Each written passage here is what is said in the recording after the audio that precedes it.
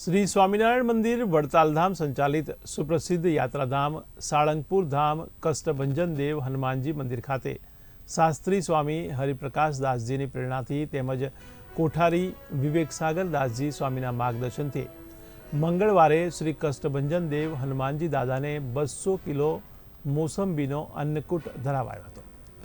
સવારે 5:30 કલાકે મંગળા આરતી અને સવારે 7 કલાકે શણગાર આરતી પૂજારી સ્વામી દ્વારા કરવામાં આવી હતી। તેમજ મંદિરના પટાંગણમાં મારુતિ યજ્ઞનું આયોજન કરવામાં આવ્યું હતું। ત્યારે અનેક ભક્તોએ આ અનેરા દર્શનનો ઓનલાઈન લાભ લીધો હતો।